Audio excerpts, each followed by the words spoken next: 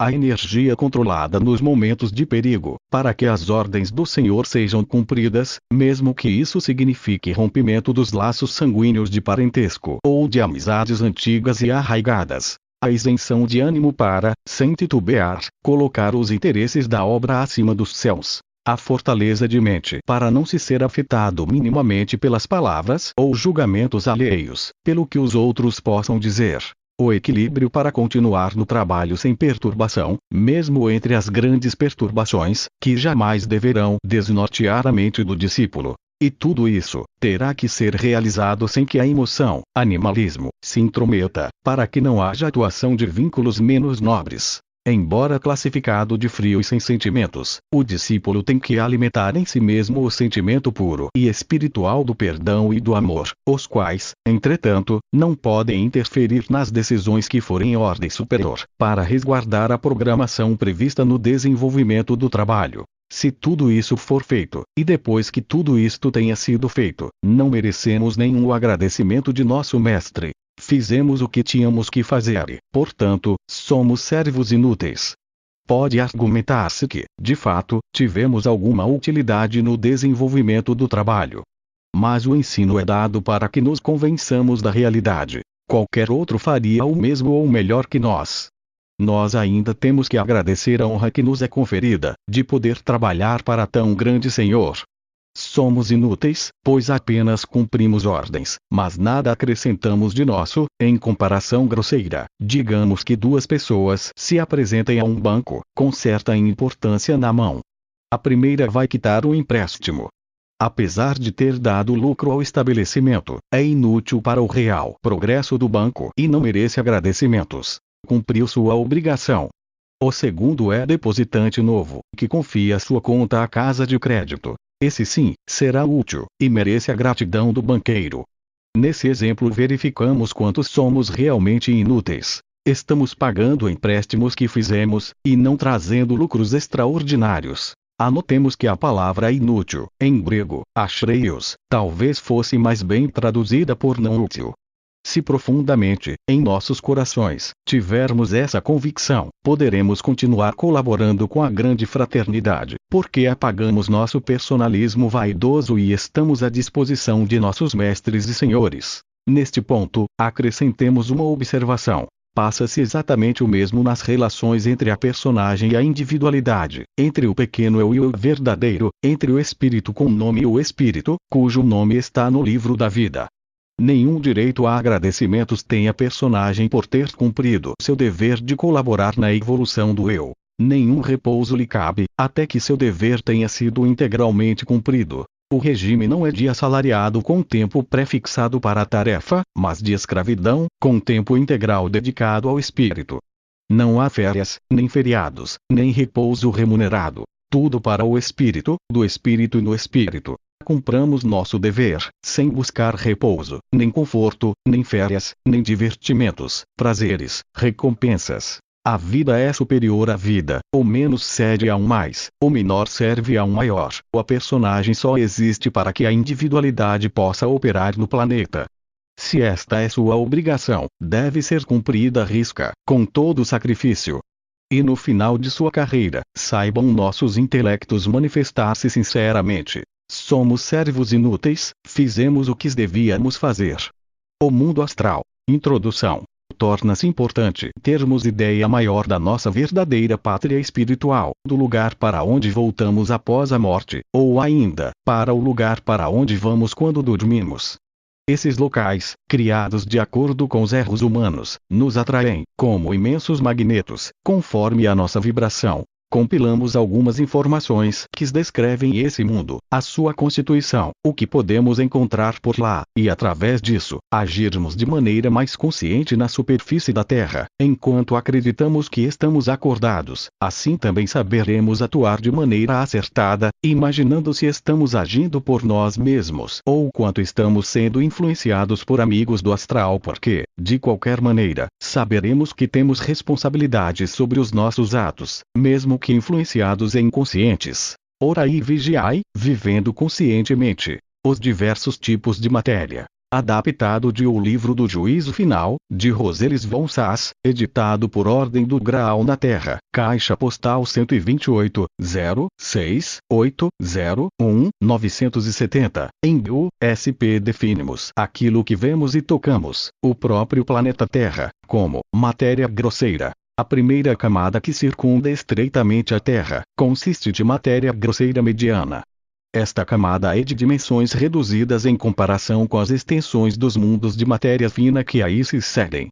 Tão logo o espírito humano deixe seu corpo terreno, após a morte, encontra-se numa camada de matéria grosseira mediana. Os mundos de matéria fina foram divididos em diversas camadas. As camadas mais elevadas, onde se encontram as ilhas da ressurreição, permanecem reservadas aos espíritos humanos ligados à luz, e nas camadas situadas mais embaixo encontram-se os submundos, também chamados planos de espera, servindo temporariamente de estada para as incontáveis almas humanas carregadas de karma. Dos limites dos submundos de matéria fina, em direção para baixo, começa, por sua vez, uma matéria fina de espécie diferente. Surgiram as regiões dos sofrimentos, dos horrores e da decomposição. Tais regiões, devido ao errado querer dos seres humanos, afastado da luz, tornaram-se o inferno. Longe, além das regiões da desintegração e completamente separado delas, encontra-se o grande reino de Lúcifer.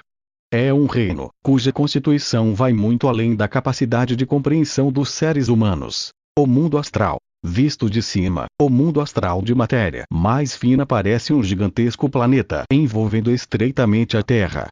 Tão estreitamente que o globo terrestre, em relação ao tamanho do mundo astral, assemelha-se a um pequeno caroço envolvido por enorme fruta. Pode ainda ser expressado de outra maneira.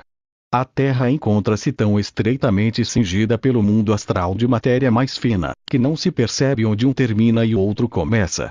Todo aquele que deixa a Terra ou aquele que para ela se dirige, a fim de se encarnar, tem que atravessar esse mundo astral que envolve a Terra como um segundo planeta. Representa uma espécie de estação de passagem, e simultaneamente um lugar de estada, para todas as almas humanas encarnadas na Terra, que durante o sono se desligam de seus corpos terrenos. Do ponto de vista paisagístico, o mundo astral é semelhante à Terra. Existem montanhas, mares, rios, lagos, e também cidades e aldeias, bem como navios, automóveis, aviões, etc. Nem podia ser de outra maneira, pois a Terra de matéria grosseira é apenas uma cópia dos mundos de matéria mais fina que já existiam anteriormente. As delimitações entre a Terra e esse mundo de matéria mais fina, que a envolve, não podem ser estabelecidas, uma vez que na realidade não há limites. Para melhor compreensão, citemos um exemplo. Uma senhora já meio adormecida, ouve vozes. Ao mesmo tempo, percebe que no mesmo quarto, perto de si, se encontram ainda mais outras pessoas. Aquela senhora não sabe que ela verá essas pessoas tão logo esteja completamente adormecida e sua alma possa se desprender. Tampouco pressente que está ligada a essas pessoas por fios do destino. Portanto, essa senhora ouviu vozes no mesmo quarto onde adormeceu. Isso é perfeitamente natural, pois no mesmo lugar onde se encontra a sua morada terrena, encontra-se também uma outra casa de espécie finomaterial pertencente a um mundo de matéria mais fina que envolve a Terra. Como sabemos pela mensagem do Graal, não há uma separação entre o aquém e além. O ser humano chama além tudo aquilo que não pode ver e que se encontra fora de sua capacidade visual. Não deixa de ser extraordinariamente difícil descrever, mesmo de maneira aproximada, para que os leitores possam ter uma impressão correta, as condições desse ambiente mais fino da Terra e que está tão estreitamente ligado à humanidade. Preliminarmente vamos observar a vida de um médico que escolheu esta profissão baseando-se exclusivamente em motivos intelectuais, não obstante, segundo o querer intuitivo de sua alma, desejasse ser fazendeiro, comerciante, ator, aviador, artesão ou ter qualquer outra profissão. Durante a noite, sua alma, ao desligar-se do corpo terreno, procurará no mundo de matéria fina, atividades que com toda a certeza estarão em absoluto contraste com a profissão de médico. Já há outras pessoas, por exemplo, que teriam preferido estudar medicina, mas que não tiveram condições materiais de o fazer, tratando-se de criaturas humanas boas, no seu querer, influenciado pelo espírito, encontrará realização no fino mundo astral. Terão a oportunidade de aprender a arte de curar e simultaneamente auxiliar outras almas humanas. Não obstante tratar-se, no segundo exemplo, de pessoas relativamente boas, evidencia-se, por outro lado, que faltou a essas criaturas a indispensável energia para criar para si as possibilidades de estudo. Portanto, também aqui se demonstra a discrepância existente entre a vontade intuitiva do espírito e da alma, e a vontade do raciocínio que se encontra preso à terra. É uma discordância que acarreta insegurança e descontentamento. Especialmente trágicas manifestam-se as condições desarmoniosas na vida conjugal, pois a maioria dos casamentos são uniões que foram concluídas por considerações do raciocínio. A essas considerações do raciocínio pertence também a embriaguez dos sentidos, chamada amor, na qual a atração física mútua representa um grande papel. Tais uniões matrimoniais são trágicas por não terem sido contraídas por amor puro, faltando-lhes consequentemente a ligação espiritual que une ambos os contraentes de um matrimônio. Suas almas são estranhas uma à outra. Não se conhecem, quando à noite, durante o sono de seus corpos físicos, se encontram no mundo astral. Cada qual trilha seus próprios caminhos. Sentem-se atraídos para as almas humanas que correspondem mais à sua essência íntima do que àquela do seu cônjuge terreno. Procurarão e encontrarão outros companheiros. Cada um pôde facilmente imaginar que tal vida dupla não contribui para a harmonia e o fortalecimento do casamento contraído na Terra. Pelo contrário, disso resultam conflitos imprevisíveis que são devidos, essencialmente, ao fato de os casamentos terem sido contraídos sob bases falsas. Decepções, infidelidades e indiferenças constituirão o séquito invisível de cada união errada. Sexualidade. Mencionaremos ainda aqui, que nos mundos de matéria fina não existe a sexualidade. Esta pertence à matéria grosseira. É ligada somente aos corpos físicos. Nos mundos de consistência mais fina, portanto também no mundo astral que circunda a Terra, os espíritos e consequentemente também as almas, podem sentir intuitivamente apenas o puro e legítimo amor, que aliás é proporcionado somente àquelas que ainda possuem uma ligação com a luz, pois o amor é uma dádiva da luz. O corpo feminino de matéria grosseira, que devia irradiar graça e transmitir puro amor espiritual, serve hoje unicamente como objeto de exibição e chamariz excitador dos impulsos e instintos mais baixos.